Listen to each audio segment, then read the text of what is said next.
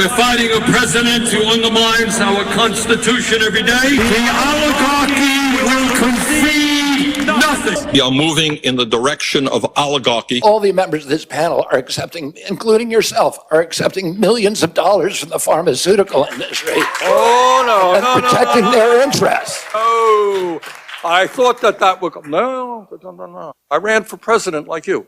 I got millions and millions of contributions.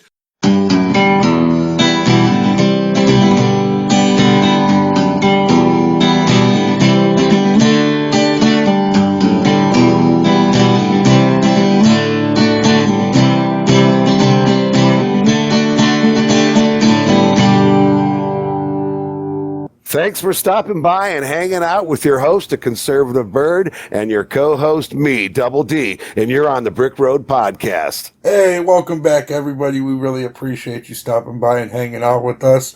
Today we're going to talk about a few things. We're going to talk a little bit about Bernie Sanders and AOC, and we feel like the Democratic Party is really going to run with them as the face. Obviously, we don't know yet. We still got another 3.5 years of this greatness that's going on right now, but we do also have to pay attention to the future, pay attention to what the oppositions are doing right now. Yeah, they do seem to be drawing the crowds, Bird. They're drawing the crowds. They really did. I'm not going to lie. They drew a nice crowd for this. But honestly, we're going to show how hypocritical these two really, really are. They're talking about fighting the oligarchy, but I feel like that they are the oligarchy. Let's they definitely are. It's the hypocrisy is. I mean, you can't make this up. I mean, you know what? Yeah, you know what? We'll let them tell you. We'll let them tell you guys. Let the clip roll, Bird. City Hall. The largest crowd so far for New York Congresswoman Alexandria Ocasio-Cortez. There are people a half a mile away.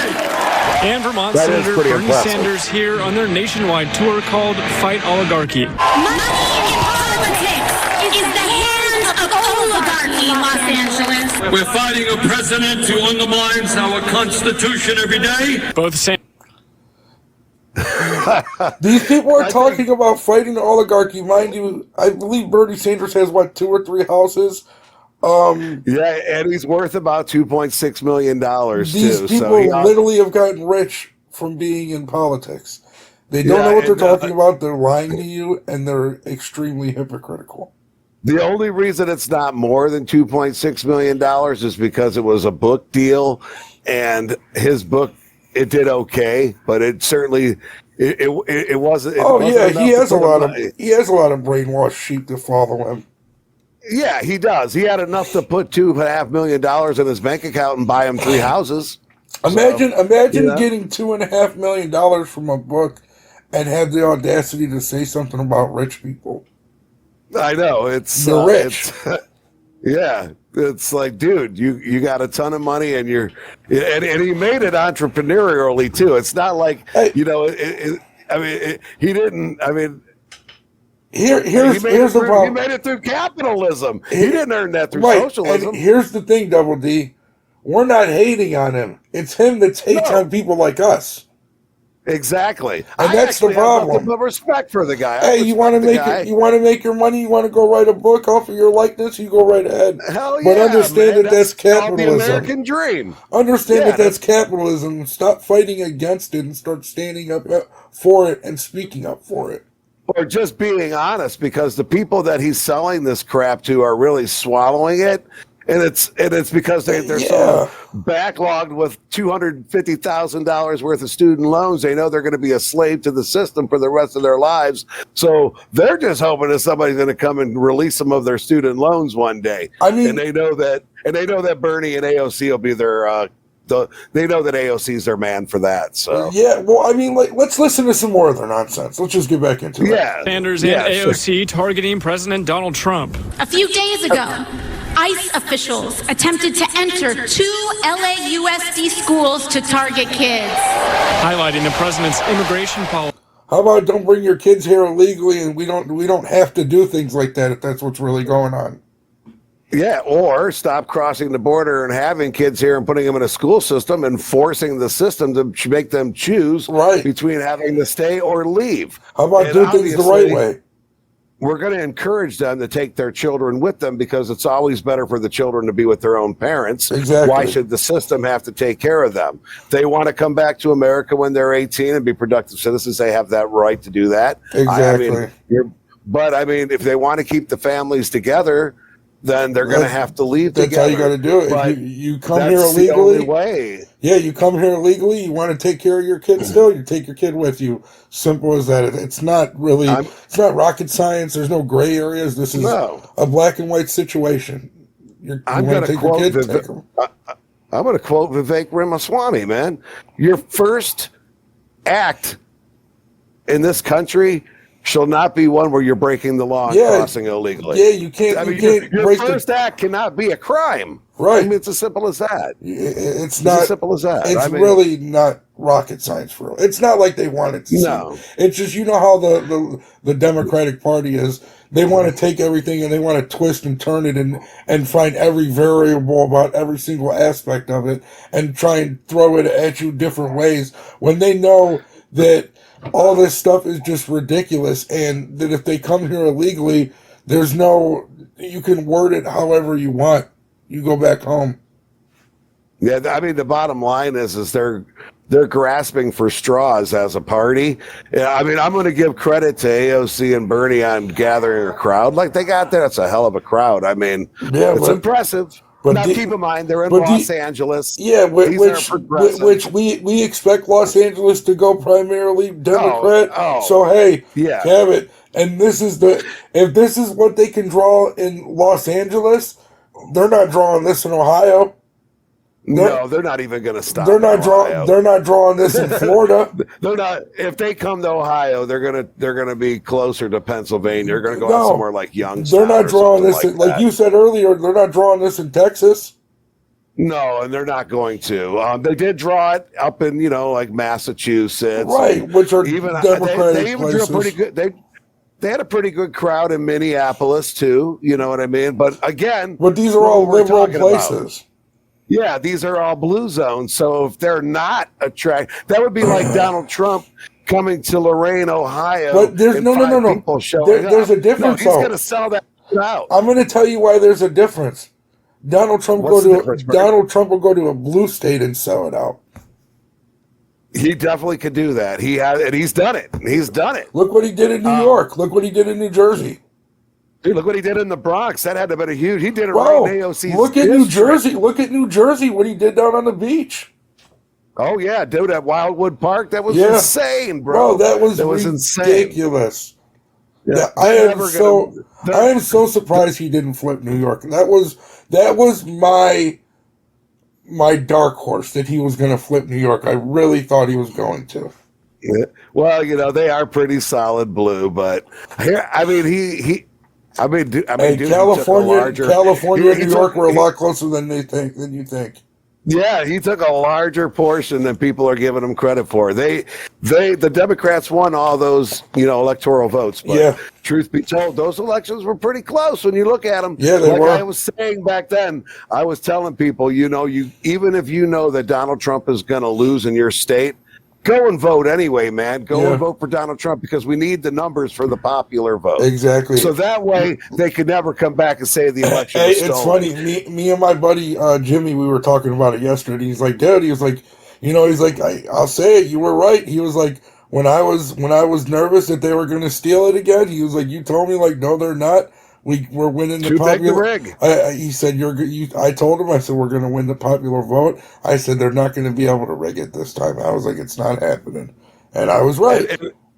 And as much credit as I will give the AOC and Bernie for their crowds, the truth be told, they're the best that the Democrats have right now. They're going to lose by a landslide. Yeah, and And it's sad. And they're not going to be running just against J.D. Vance. They're going to be running against a great record of Donald Trump. Right. And right now, everything that the Democrats have said that was going to go wrong for the last 3 months has not gone wrong. As a matter of fact, the price of eggs just went down another 10% yesterday. Yeah, I seen that. Hey, gas. I got gas earlier for like $2.53.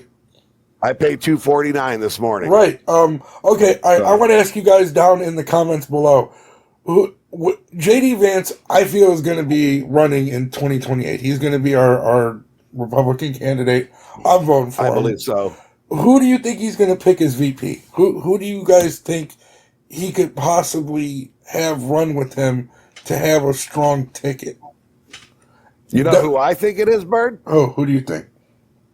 I mean, he's running for governor of Florida right now, but I think Byron Donalds with J.D. Vance would be the power ticket that power ticket would last the full. We could actually have the White House red for the next 16 years. Yeah, if we play our cards right, without a doubt. I could definitely see Byron Donalds running with J.D. Vance 1,000%. I don't know who I would say. I don't know who I would go with though. Who would be another one you would think? What about? I mean, Marco Rubio too. He would be a good running mate. He's kind of an establishment type of guy, a little bit. You know what? He kind of is a rhino establishment. He's like Ted Cruz, even though Ted Cruz comes across as a libertarian. He is from that. Although I know you don't like Ted Cruz very much for what he did with the storms, and I agree with that. But honestly, I mean, right now, Ron DeSantis, Ramaswamy, or maybe DeSantis. Ron DeSantis. DeSantis would be a good running mate, I would think. Yeah, because then we can get DeSantis in there for. I don't know. I'm just throwing names out there. I don't know who I would. I mean, it's going to suck when Trump's gone. I know that. It definitely is. Well, I mean, we have a lot of people on the bench. We got better than what the Democrats have right now. Look, without a doubt. They got AOC and Bernie. That's the top of the line. You know who's on their bench? Gavin Newsom and J.B. Pritzker and Jasmine frickin' Crockett. Bro, they're throwing their wild cards out right now with running AOC and Bernie Sanders together. They're throwing a 90-mile-an-hour curveball to see if it's going to stick. And I mean, honestly, I think they're going to draw. I think they're going to draw a bunch of crowds and have a real popular moment in their life, but they're not going to win the election. Let me ask you this: who do you think's running as president? Between the two of them? Yes. Oh man, I'm going to put my money on AOC. Really? Yeah, I'm going to put my money on AOC. You think Bernie's taking a back seat to AOC? You think Bernie's not saying you don't think Bernie's saying, "Hey, give me 1 year and you got the next 8"? No, I don't think Bernie's even going to try to be vice president. I think Bernie is just the ringleader for AOC. She's going to find another progressive that Bernie picked. Hey, listen, you want to say this though? Hold on, let me say one thing. I mean, I could be wrong. I'm just Bernie Sanders' cognitive decline is very. You can tell. By the way he looks, he's starting to go. That could take a quick turn in 2 years. You think maybe they run with him as a mouthpiece? You think maybe they run attracts crowd for sure? You think maybe they run with him as president, and then maybe 2 years in say, okay, we're going to 25th Amendment you? You know, here's the thing: they tried that one already and almost had the 25th Amendment. And instead, I don't know, dude. They make that same mistake twice. I don't know, man. The Democrats are such weasels. There's so many different ways that they can go with this and twist it around. No one's falling for it though. She's gonna draw some Latina women. That's about it. She's not drawing anybody else. She doesn't say anything of substance. She's a complete hypocritical liar, which we're going to show you guys here in a minute. We don't even have to hear her talk. We can just show you. And I was going to say, I don't want to count Gavin Newsom out. No, but I don't think he's as popular as people think he is either. I don't think he's popular at all, but I remember a little old Democrat from Arkansas who wasn't very popular, and he started He started his campaign right after George H.W. Bush became president. And for 4 years, he basically campaigned, and little old Okie from Muskogee found himself president of the United States. And I'm talking about Bubba. I guess Bill it Clinton. could. I guess it could happen. You know, you want to know what's funny? They said that's what Bernie's doing with AOC, by the way. He's molding and growing. They said one of the reasons that they picked Bill Clinton allegedly was he gave one of the greatest speeches they ever heard at Bohemian Grove. He did. It was a good speech. Yeah. I mean, he didn't convince me to vote for him, but he convinced me to vote against George H.W. and I ended up voting for Ross Perot. Yeah. But so Ross Perot was like the Donald Trump of that time, right? He was the original freaking libertarian brother. Except he was legit independent. Oh yeah, he was because I don't think Donald Trump's really a libertarian. I think he's more of a crossover between I would call him a right of center Republican, like just right of center Republican. Right. Whereas Ron Paul and Ross Perot, they were definitely a little further to the right libertarian. Right, you know what I mean? Ross Perot was like a billionaire, right? Yeah, he was a billionaire, and just like Donald Trump. I mean, if you took Ross Perot's money today and compared it inflation, he'd be richer than Donald Trump. Yeah, he's just not alive. You know who else is rich? Who? Bernie Sanders and AOC. Yes, they are. Yes, they are. They have plenty of money. Let's go ahead and get He is illegally abolishing agencies that Congress created. And work by Elon Musk's Department of Government Efficiency. I love it. Will concede nothing. At a time where the leader of the Democratic Party is in question, there's about 40,000 people here supporting AOC. That is a lot of people. Listen, I'm not going to lie. That's a lot of people. That is a lot. A lot of people, that's like WrestleMania. That's like a college football game. And you know what? I think politics is becoming a sport, dude. It really is. A spectator it's like sport. It's like the next UFC. And you see how Trump always goes to the UFC fights with fucking. Yeah, dude. The football and the college football games and so man. Dana, they know what they're doing. You know why him and Dana White are so cool, right? Because when Dana White when Dana White first bought UFC, nobody would give him an opportunity to host it because everybody thought it was too violent. Okay. And Donald Trump gave Dana White his opportunity to host an event at Trump Palace. That's awesome. So Dana White's he's like, that's why he always stuck by Trump. He's like, I don't know what you people are talking about. I know this man personally. He is a great man. He's done nothing but help me in my career to build to where I am. Here's the one thing that I've noticed about Donald Trump, and I haven't even noticed this about, and this is not a credit that AOC and Bernie can even get close to. Yeah. Donald Trump is the only leader on this planet right now that is putting his country first. Yeah, I like it. You know who else is, though? I will say AOC and Bernie are not going to do that. They're going to put their socialists and their global elites first. Yeah, they could draw the crowds and they can talk all the talk they want, but they want oligarchs from Europe and Asia to be in control. That's all. That's all. They just don't like the current oligarchs. I will say this. Javier Milei from Argentina seems to be a Trump type of person. Oh, absolutely. He's been over there. He actually started this Doge stuff.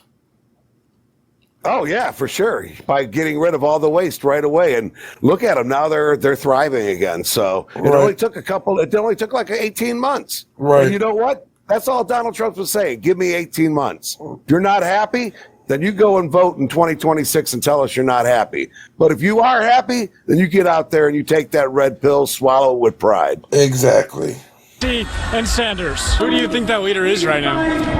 The only one it could be is Bernie Sanders. You're moving in the direction of... See, that's why I say that. That's why I say Bernie Sanders. Oligarchy. Yeah, Elon Musk tweeting this video ahead of the rally with clips of Sanders discussing threats of oligarchy more than 30 years ago. Well, Elon, you're damn right. That's what I've been talking about. does it's fight been a selling oligarchy point mean his to entire you? life. fight the Talking about system himself. and fight the systems that are oppressing us. Well, I don't think America should be bought and sold by people who are running the country with greed on the mind. Can we time out for a second? The New York Who's getting bought and sold? The only thing that I saw bought and sold for the last 4 years were all the Democrats in Congress. Here, you know what? And you know, the Biden family, they not only were bought and sold, they sold out. So I don't know. I'm not sure what these people are really undereducated. Here's what's bought and sold. And over indoctrinated, unfortunately. Yep. Here's what's bought and sold. AOC's website. So this is the person that's telling you to fight the oligarchy, to fight against people that make money, fight against capitalism, tax the rich. Mind you, she's out here getting rich on her brand, right? Tax the rich, AOC, $27, right? You see what she... Look at that pin real quick. Do you recognize what's going on there? Yo, dude, that reminds me of the I Like Ike pins from the 1950s. Right. I just don't get it. Like, look at this. Propaganda, bro. Fighting the oligarchy poster for $27. Give that away. That is something you should just be giving away. You're charging people $27 for a freaking poster to fight against people making money. Oh, baby girl, $25 for a onesie for a baby? Are you serious? The Green New Deal, $27? How much gasoline was used to make this cup? Are we being serious right now? These people are so pathetic, and they're all hypocritical. Hypocrisy don't end, man. Dude, I can't believe that they actually put themselves in positions where you can literally call them out on their hypocrisy. But you know what? It'll fall on deaf ears because Democrats, they only believe what they're told to believe. They don't think for themselves. She has a shirt that says tax the rich. Tax the rich and charges you $27. She wants to charge tax her first. Right, she wants to charge you $27.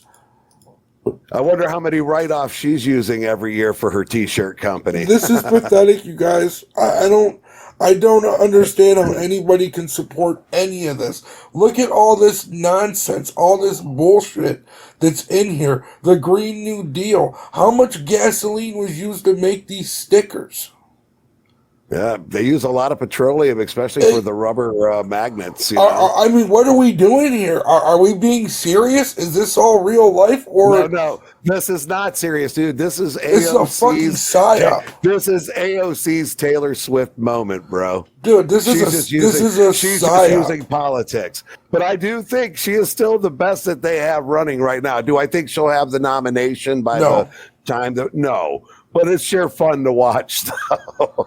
She has a hoodie that she's charging $65 to social, economic, and racial justice. What is selling a $65 hoodie going to do about racial justice? What is it? Is that going to stop somebody from getting shot by a cop? I don't get it, bro. I don't get it. No, but it's going to line her pocket. She'll be able to pay security so she don't get shot by anybody. I mean, look at obviously the hypocrisy is there, and unfortunately, this is the best they got, man. But and it's not even there with her. It's there with Bernie Sanders. We seen RFK already call him out. Like, what was that, a month ago? When RFK was finally getting sworn in, when they tried to constantly try and stop him from being sworn in, and then they finally happened.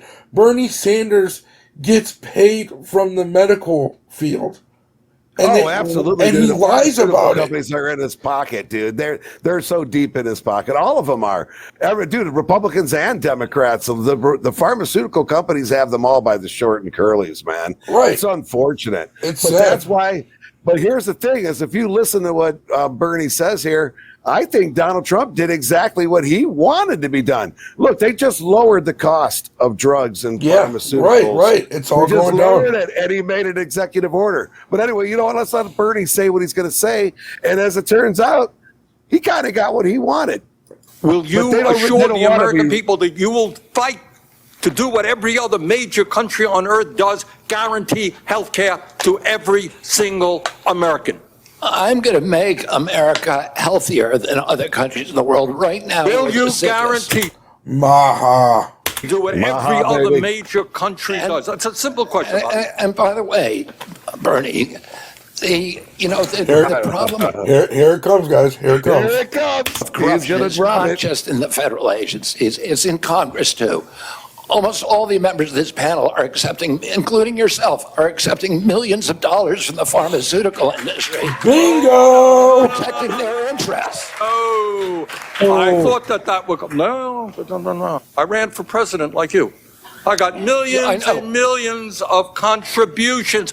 They did not come from the executives, not one nickel of PAC money from the pharmaceutical industry. Oh yeah, it got funneled in through the employees. We know how that goes. Yeah, he's a liar. He's 1,000% lying. He knows he's lying, and he got caught. Look at him. He got caught. Yeah, he knows he got caught.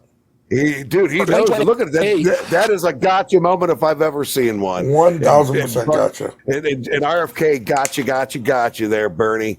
But let him finish it. Go ahead. We'll let him finish. In 2020, you were the single largest because I had receiver of pharmaceutical money from workers all over this country. Or is it to push your propaganda that you love to push? Is that what it is? Yeah, that's exactly what it's for. Is it for. to push this big pharma propaganda that we all need to take pills in order to stay healthy, when in all actuality, if we just do things the right way, that's the real way to do it? Well, yeah, and there are going to be medical situations that require medical, medications, but but that's not always like. But there's no reason that in Great Britain they're paying $250 for the same pharmaceuticals that Americans are paying $1,350 for. That's a huge discrepancy. Yep. How come we're charging the rest of the world a fraction and charging Americans these high? I'll tell you why. Because all of Congress is bought and paid for by the pharmaceutical companies, and they wouldn't change it. Donald Trump came in, gave an executive order, and now he's forcing them. And that's why he's doing these tours. That's one of these money. Well, that's one of the reasons why that they wanted to hit Medicaid with Doge, because there's a lot of people saying that, like doctors and dentists and stuff, they'll overcharge Medicaid because nobody's paying attention. So if nobody's paying attention, you're just going to get your money and go about your business. Pretty much. So Bernie Sanders is lying. He knows he's lying. He knows he's caught. He doesn't care that he's caught. Let's be honest. He doesn't care. He doesn't know. They don't care that. He can draw a crowd, but he doesn't have any integrity. Him ranting about this is just him mocking us. That's all. Pretty much, yeah. He doesn't have any integrity, though. So, Bernie Sanders, he sold his soul 45 years ago when he started this whole charade to begin with. Right. Not a nickel from corporate tax. You were the single largest acceptor of pharmaceutical dollars. No, from workers in 1.5 million. Yeah, out of 200 million. All right, but what does it matter out of how much? You just admitted it. So you took $1.5 million in PAC money. That's a lot of money. Okay, yeah, you got $200 million from the grassroots, but those were people sending $20 and $30 donations. But the $1.5 million. Okay, yeah. Bernie, he knows he lied. He called him out.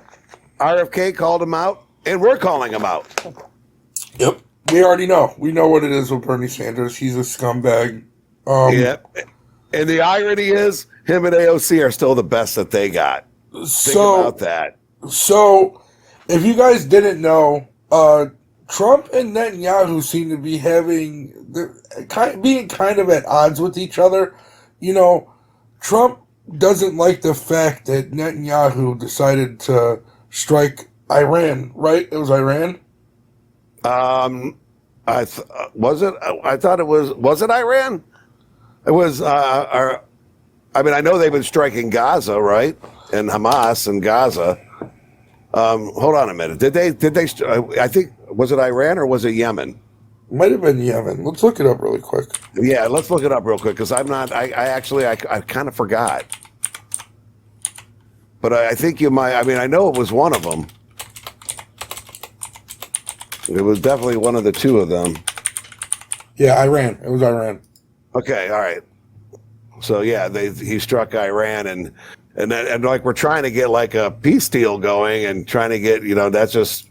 Did he ever say why he did it? No, who knows? There's so much corruption and propaganda going on behind all this. I don't even like to get into it too much. I just wish Trump would tell Netanyahu, take care of your own war. We don't want nothing to do with it.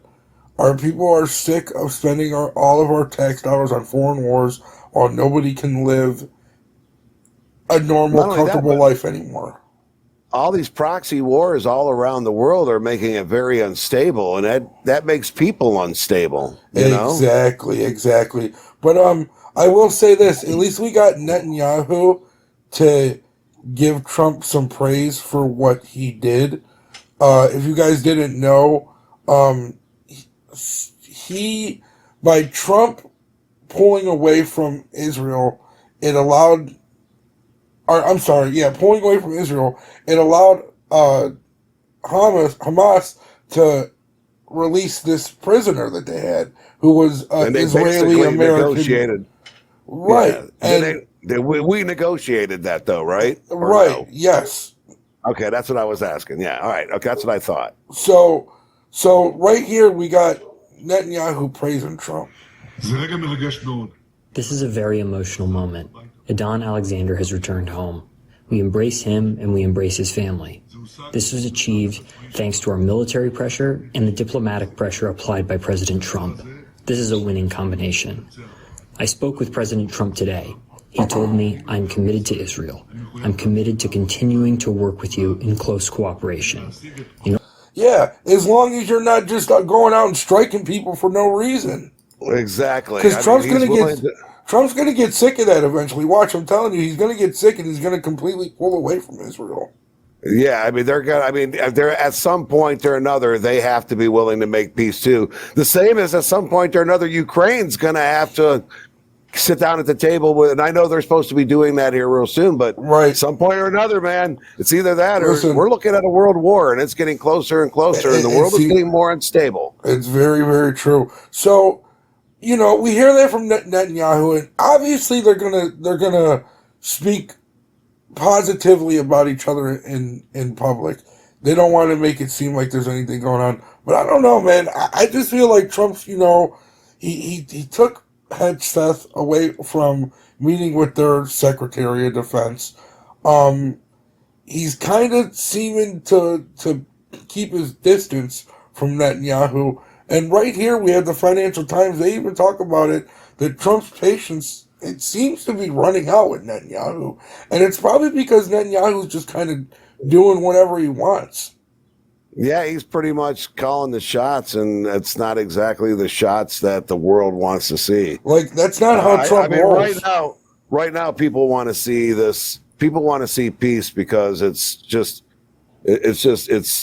too much, man. I mean, it's just we either work towards peace or we're in a world war. I mean, it's as simple as that. Yeah, and nothing good comes from war. So here we have an article from the Financial Times. Let's check it out. President Donald Trump lands on Tuesday in a region that speaks his language, the Gulf. There will be talk of trillions of dollars, pageantry, and a lot of gold. There are also reports of a Qatari gift of a luxury jumbo jet to be used as Air Force One, which would be a jumbo ethical and security issue. Trump lacks a grand vision for the Middle East. His doctrine for the region mirrors his one at home, Trump first. His primary goal is to deliver good news for the U.S. economy with major Gulf investments and lucrative opportunities for American companies. But Trump is also seeking foreign policy wins, and they're coming from unexpected quarters. The Houthis recently agreed to stop firing at commercial shipping in the Red Sea, including U.S. vessels. So is that why Trump was bombing the Houthis or whatever? Yeah, because they were shooting at us.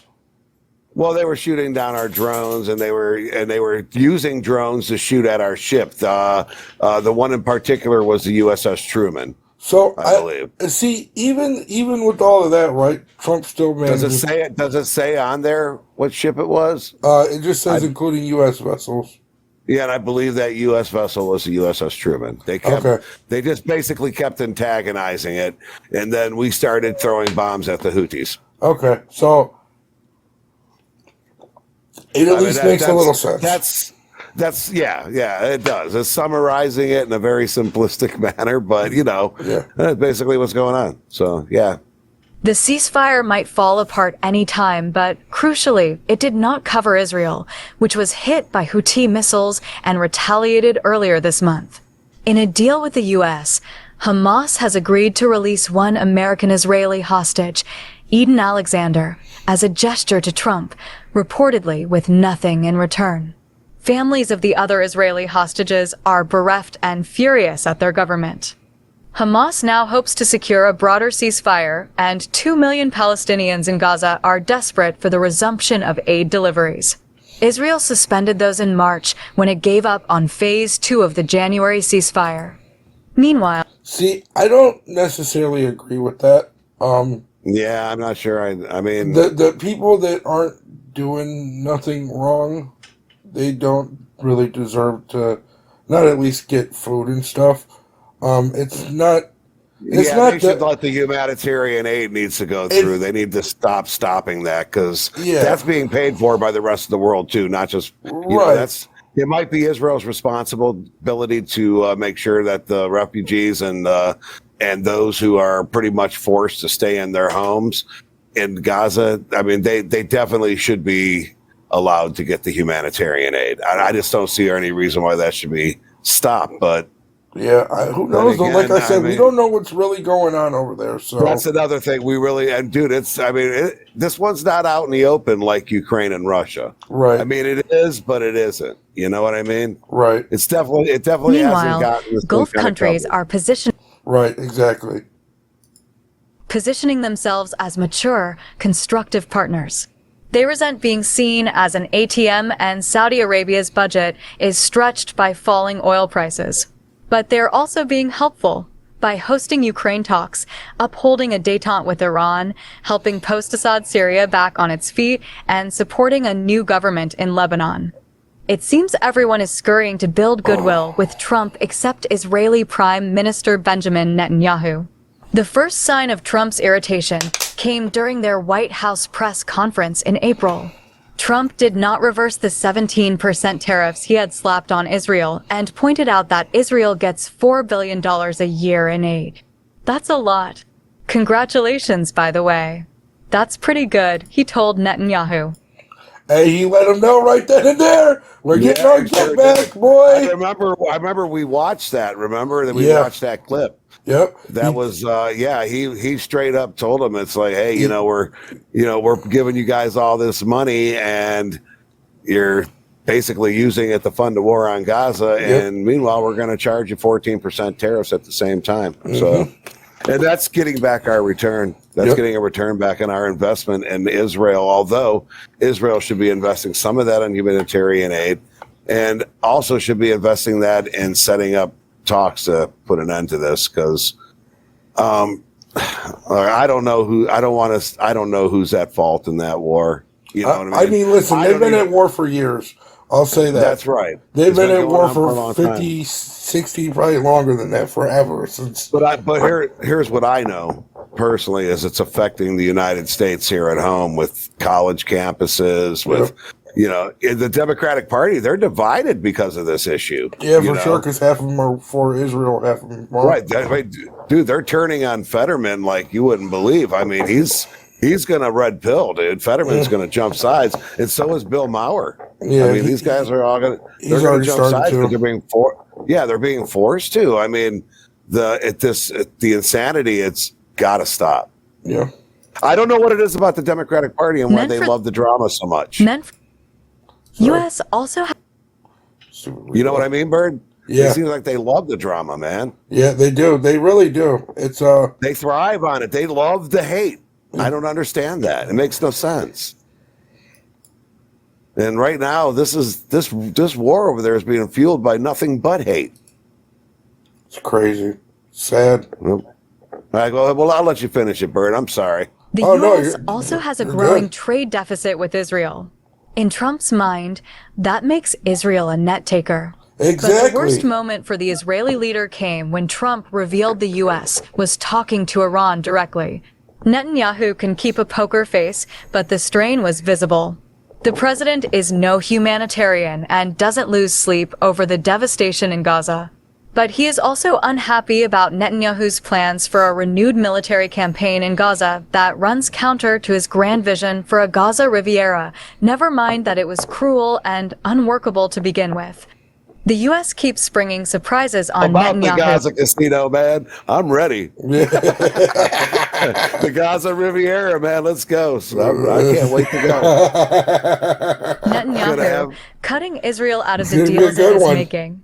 Next up could be a potential civilian nuclear deal with Saudi Arabia, which would bypass the initial proposition of Israeli-Saudi normalization in exchange for a Saudi-U.S. defense pact. Okay. If ever there was a golden opportunity for Israel to secure a future at peace with all its neighbors, that was it.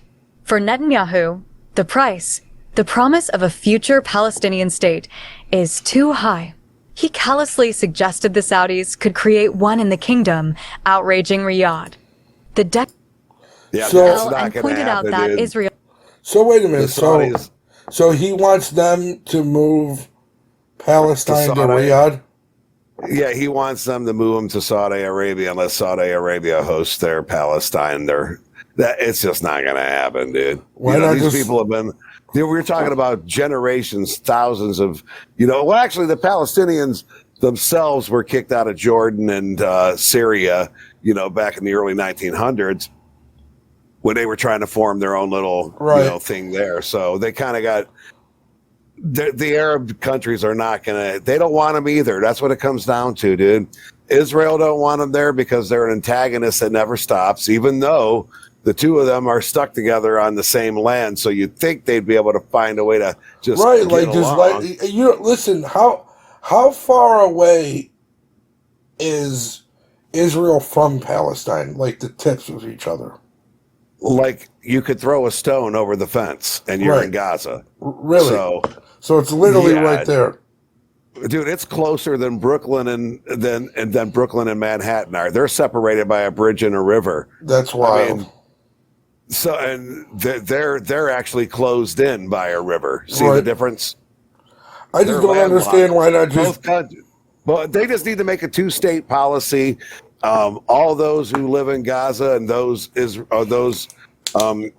Palestinians that live in Jerusalem just move to the Gaza, and any of the Jews who, if there are any left in Gaza at this point, need to just move into the Jewish state part of it. And a simple solution is a two-state solution. That really is the simplest solution.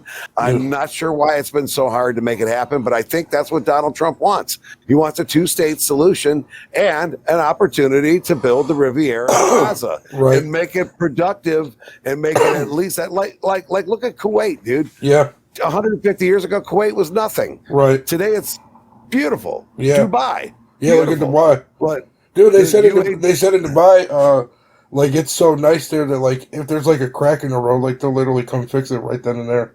Yeah, dude, it's like their streets paved of gold. And that's what Donald Trump wants. He wants to see them have streets paved of gold because he knows prosperity brings peace and peace brings prosperity. But if Netanyahu doesn't give in, then Netanyahu's going to have to step down and they're just going to have another election and vote him the hell out. Yeah, that's all. And Zelensky needs to do the right thing and step down too, because he canceled 2 elections already so that there would be no one to compete against him. And I mean, I don't like Putin, but I do agree with he's right. It's in their laws in Ukraine. You're not supposed to be canceling your elections. And that's not a democracy when you do that. And they're claiming to be a democracy and expecting democratic nations to bail them out. And that's not cool. What's going to bring us. And that's what's going to bring us to our last thing tonight. Yeah, we'll get to that here very soon. Yeah. Because it all ties in. The decades-long alliance between Israel and the U.S. will endure, and reports of a rift have been swiftly denied. But Trump's message to Netanyahu is clear. Get with the program. Exactly. And the program does not include forever wars with unachievable goals, all tactics and no diplomatic gains. Most of all, Trump cares little for military campaigns designed to ensure the political survival of Netanyahu and his far-right coalition, but deliver no victories that make the U.S. president look good. Whether the sum total of Trump's Middle East moves crystallizes into an actual vision for the region is deeply uncertain. The key problem, as with everything from tariffs to Ukraine, is the White House's spaghetti approach. Throw ideas at the wall, see what sticks. Bag the first whiff of a win as a major victory, move on or change tack. Trump's envoy for... I don't know if that's exactly true. I don't think it's like, I think I think Trump's making... I don't think he's throwing anything at the wall. I think he's being very strategic. surgical. Yeah, he's being I was going to say, I think he's very, very surgical and strategic about how he's doing this. Yeah, I don't agree with that at all. Obviously, the writer is an anti-Trumper, so... Yeah. But I think we get the idea of what's going on. Trump wants Netanyahu to end the war. That's what it comes down to. Right, nothing wrong with that. Let's get to the table. Let's end the war. Let's turn the Gaza into a Riviera. Let's pave your streets of gold, and let's make Jerusalem, the Mecca for religions all around the world. Yeah. Whatever it takes. Peace brings prosperity. And right now, Netanyahu's policies are not bringing that prosperity. And that's the truth. And it sucks. Because I actually like Bibi. I've always been a supporter of Bibi. And now I just know it's time for him to retire. I mean, it's time for him to go. He's got to step down or get voted out. For everything, Steve Witkoff is stretched thin. Yeah. That's how the January ceasefire in Gaza fell apart. Sloppy follow-through. No attention to detail. Mm-hmm. The cost was devastating for Palestinians. The stakes are too high in the very technical Iran nuclear talks for such an approach. A quick victory would deliver a weak deal that could push Netanyahu to act alone and strike Iran's nuclear sites, plunging the region into chaos and sinking all the beautiful deals Trump will sign this week. All right, see that? Now that sounded like she was supporting Trump right there. Yeah, so it seems like maybe a little bit somewhat biased against him, maybe. I don't know. Well, it's got a liberal bias, but it also seems like it has more of an anti-Netanyahu bias. Yeah. They're actually painting Trump more closer to like, oh God, I hate to say it, like more of a, when they referred to Netanyahu as the far right. Yeah. That's what they used to refer to Donald Trump as less than 6 months ago. He was Hitler, remember? Right. And now we're paving streets of gold. So anyway, I don't know what to make of that bias. It sounds really liberally biased, but at the same time, it sounds more like an anti-Netanyahu hit piece to me. So I have something actually from the Times of Israel, and it's just a little short one. They talk about how they have a couple inside sources actually saying that no, Trump said he's going to start just doing things without thinking about Israel. Let's hear it. U.S. President Donald Trump is disappointed with Prime Minister Benjamin Netanyahu, Israel Hayom reports, citing two senior sources close to the president. According to the Hebrew Language Daily, in closed-door conversations, Trump said he was going to make progress on his objectives in the Middle East without waiting for Israel. On a deal with Saudi Arabia, Trump wants Israel to be a central part of an agreement, but Netanyahu is delaying making the necessary decisions, writes Israel Hayom's Ariel Kahana, who interviewed Trump at Mar-a-Lago last year. So, this is Trump saying, hey, I want to get this done, and this is Benjamin Netanyahu saying, no, I don't want to do it. That's basically what it seems like is going on right now. It does seem like that. Yeah, man, damn, I don't know, man. Bibi's really letting me down, bro. I don't know what to say. I don't know either. It is what it is. He's not letting me down. I was never a biggest fan of him. Well, yeah, that's true. You really weren't a fan to begin with, so there's nothing to lose. But for me, it's like I really thought he was a sensible guy. But man, he's starting to look more and more like a genocidal maniac. I don't even know what to say. Or who knows? Maybe that, like they say, all's fair in love and war, I guess. Yeah. All right. So let's move on to the little funnier part of our thing. Yeah. This brings us on to a little trip to Kyiv with Mr. Sniffles. So we'll let you tell us about it before we play it. All right. Well, basically, you got Keir Starmer and you got Macron there, and the guy on the right's from Germany. It appears to look as though that they're hiding that they were doing drugs earlier, but again, it's just a funny little piece. Let's watch it. We'll analyze it real quick, and we got an expert who will actually body language and analyze it for us too. And but it's let's see what you think. Let's watch it and you tell me what you think. We came through Germany, and then we made it to France. Bedroom, and then we got through the border.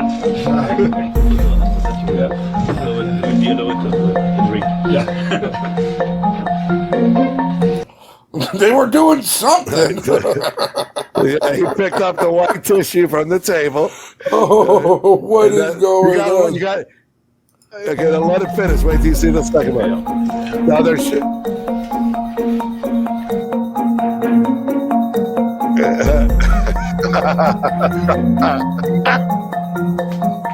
It definitely looks suspicious.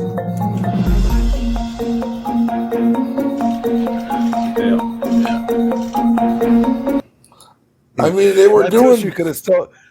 That tissue could have still been filled with something. So they were doing something. That's for damn sure. Yeah. I don't know. This is audience. You tell us what you think. Do you think that they were hanging out with Mr. Sniffles over on their trip to Kyiv, or is this just a bad timing for the cameras and really was just a tissue to blow your nose? But we got an expert. He's going to tell us what he thinks. And then we'll go from there. So, let's see what the expert has to say about it. Yeah, let the clip roll, Bert. Oh, right there in the right hand, detective. What do you see? Macron and the boys decided they were going to have a little fun on this train ride through Kyiv with a little white powder. But let's not get ahead of ourselves. Let's look at the beginning of this video and analyze it step by step to see what really happened. This guy's great, isn't he? A lot of laughing, a lot of chuckling, hands on the shoulders, big smiles. So he's breaking it down for real. Yeah, he is. Oh, dude, he's an expert in body language and expression. So nice. He's breaking it down. Yeah, he's breaking it down as if they were in a courtroom, with an expert breaking it down and showing you how they do it. I love this guy, by the way. I've seen him do other things. He's really, really good. All right. You can see right there, that's the bag in suspicion. And then supposedly this is a spoon apparatus that can be used to apply the white powder. It's a shovel. Nobody notices it yet, but there he does. And so, but he sees this here. So this is the spoon. So he sees the spoon, grabs it immediately at the same time that Macron pulls the bag back. He puts it in his hands, and he knew. I like how he's That's what looks so suspicious. The funniest thing though is he's just breaking down what everybody's seeing. Like he puts him back in his hands. Like we know. Yeah, it's hilarious. That if he took it off the table immediately, people would think something was suspicious, and so did Macron. So watch him just kind of hold it here for a minute. And now look at the nervousness. Do you see him grab his arm? Does this look like someone who is all calm and collected? Yeah. That's a clear sign of stress. And now... Look at Kier! Oh my God! The dude looks like... Oh my God, he looks like... That's like his Jeffrey Dahmer moment, dude. Look at him. He looks like Dahmer. This is hilarious. I can't believe this is just so funny to me, dude. Isn't it awesome? It's great. I love this guy, man. He's hilarious. Look at his face. He's not comfortable either. Over here. Look at his hand. He doesn't even know what to do with his hands. Now watch Macron, the old magician handoff. Look at this. So he knows they're in trouble. Look at this face. Look at the tension. Doesn't know what to do with the hands. He was should I fold them? Should I put them under the table? And then as he moves, the old magician senses the time to go from right hand to left hand to out of shot. Oh, it makes a joke as he goes. Look at this, oh boy. He knows what's going on too. Okay. Oh man, these people are just so damn obvious. It's not even funny. This is one of the most obvious things I've ever seen. What is going on? Even if it's not what it is, it certainly looks suspicious. Who recorded this? You know what? They had journalists in there waiting for them, and they came in, and it was all sitting on the table already. So they tried to play the quick, hide, wow. quick. What do they call that? Where it's a magician trick, where the sleight of hand. Yeah, sleight of hand. I knew I would think of it, man. I don't know, but yeah, sleight of hand. Yep, I got you.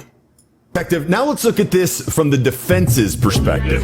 Coming in, casual, gentlemanly handshakes. You'll notice here, he uses the back of his hand to get his attention, which is something that you do when you're less comfortable with somebody. It's considered a little less socially intense. If you open your hand and touch someone's shoulder, it's considered more tense. If these guys were really chumming it up and partying a few minutes later with this, would he really be using the very conservative back of the hand? I don't know. That has nothing to do with anything, I don't think. I don't know either. I mean, he makes a valid point though. The German guy doesn't seem like he was part of the party to begin with, if there was one. Right. That maybe he's kind of caught off guard too. But anyway, we'll let him finish. Looks like a napkin. And is he really going to be twirling this thing around? If he really was worried about it, he might have it. Let me find a pen. He might try not to draw attention to it, to have it just in his hand and just maybe even I see what he's doing though. He's playing devil's advocate. Yeah. He plays both sides of it, basically. Yeah. So nobody's looking at it. You wouldn't be spinning it around and maybe drawing attention to it like what he's doing. And Macron, when he does this here, he just saw maybe that was a tissue that he used to clean his nose and thought it was kind of gross. They were getting ready for some pictures, and he doesn't want a gross handkerchief or a snot rag sitting on the table. That's pretty reasonable. That is. Now he's just looking to pose. He doesn't want to look weird with the hands. It's not necessarily fidgeting. He's just trying to look normal as all these other guys are. Probably a bunch of cameras back there looking at him. Oh, for sure. Yeah. He's just an uncomfortable looking guy. I analyzed him before when he was giving a speech. He just seems uncomfortable in his own skin. I think that's just the way he is. That's Look at hilarious. this guy. He doesn't show too much stress in his face. Look at the open mouth, kind of slack jaw. Typically, when people are stressed, you'll see a tighter jaw, more like this guy. But look, especially if you're partying, it's hard to tell with Macron because he's always just laughing. It always looks like he could be partying. You don't know. Which side are you on? Which do you think it is? Leave a comment. Let me know. I like that. I like how you analyzed that. That was a good one. That was good. That was really good. I'm still going to say that there was something going on, but maybe it was a snot rag, but maybe a little bit of that was awfully convenient to have the spoon there. And I'm going to be honest, man. People use napkins to carry them party materials in them all the time, and that's a fact. Maybe a little booger sugar, little disco dust. Yeah, a little disco dust. There you go. Disco dust. It could be anything. It could be anything. It definitely could be anything, but I probably know what it is. I'm gonna go with the side. I'm gonna say that the analyzer is probably right. It probably was just a snot rag and a coffee stir. But wow, what a horror! I don't know, man. That was just weird the way they grabbed it. The whole thing looks really, really bad, though. It's one of those things where it's probably not what it looks like. Yeah. But all in all, it's still awkward because it's still kind of like, well, the alternative isn't much better. Let's put it that way. For sure. Oh, man. On the table. So that's hilarious to me, dude. It's just such a bad press moment, or such a bad optics. It's bad optics. That's what it is. It's just bad optics. Yeah, it's very bad optics. And I guess, it was hilarious though. So funny. I think we're gonna end it on that one. Let me know what you guys think about that. Yeah, was it Mr. Sniffles or was it? Or did he Mr. maybe Snots? really have this? Yeah, Mr. Sniffles or Mr. Snots? Let us know. Comment down below. All right, everybody. Thank you guys for stopping by and hanging out with us. We really, really do appreciate it. If you haven't yet, please make sure to hit the subscription, hit the share, hit the comments, and smash the notification. This is the Brick Road Podcast. I want to give a big thanks to Double D. I want to give a big thanks to my family, to God for giving me this opportunity, and a big thanks to all of you. And as always, Bird, I'd like to thank you and our audience, of course. I want to thank them, but most importantly, I want to thank my Lord and Savior, Jesus Christ. And with that, good night, y'all. Have a good one, everybody. Peace.